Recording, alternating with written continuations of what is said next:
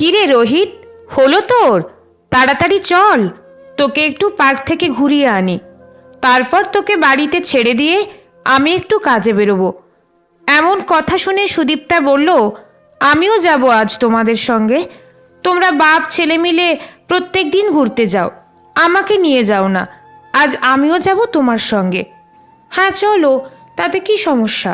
তুমি গেলে তো আরও ভালোই হয়। তাহলে তোমাদের ওইখানে ছেড়ে দিয়ে আমি ওইখান থেকে সোজা কাজে চলে যেতে পারবো। আর তুমি এমন করে বলছো যেন তুমি বেরোও না।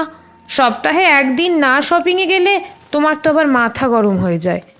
এই বলে গৌতমবাবু স্ত্রী এবং ছেলেকে নিয়ে বিকেলে ঘুরতে বেরোলেন। মা, আমরা আসছি, তুমি দরজাটা লাগিয়ে রেখো। আর বাড়িতে কেউ এলে ঢুকতে দিও না, বলো পরে আসতে। আচ্ছা বাবা, ঠিক আছে।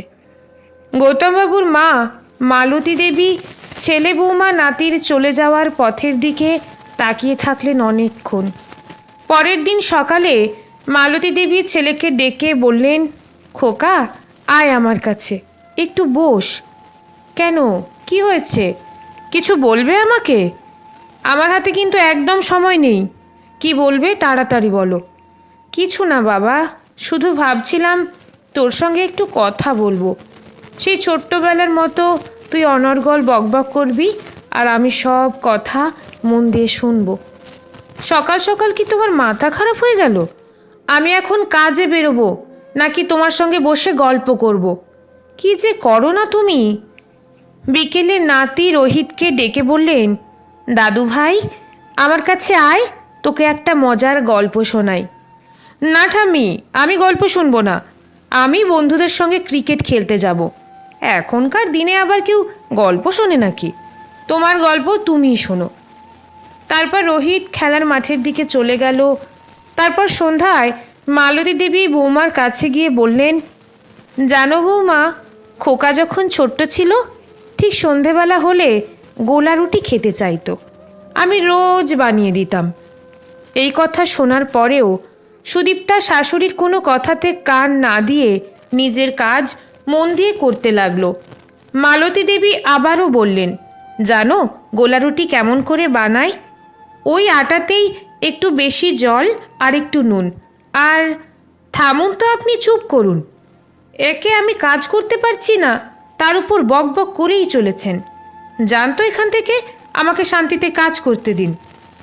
বৌমার মুখে এমন কথা শুনে মালতী দেবীর চোখে জল এসে গেল।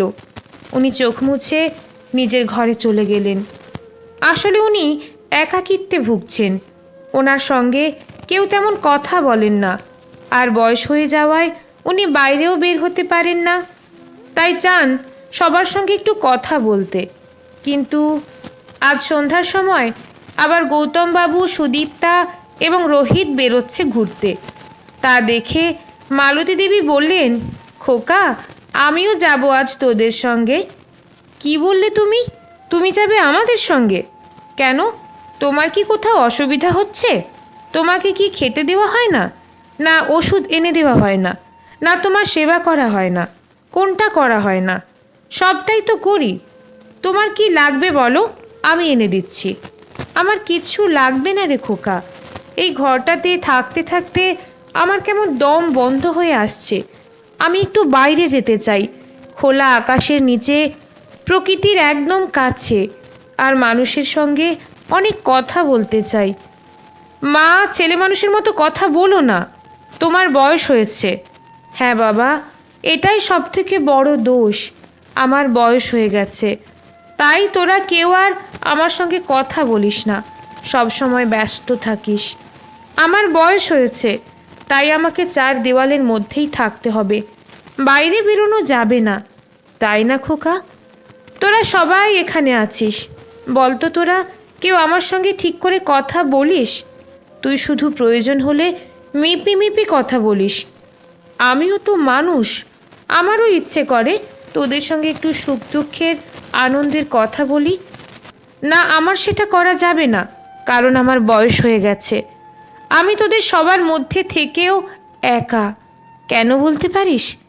তারপর মালতী দেবী নিজের আঁচলে চোখের জল মুছতে মুছতে নিজের ঘরের দিকে চলে গেলেন।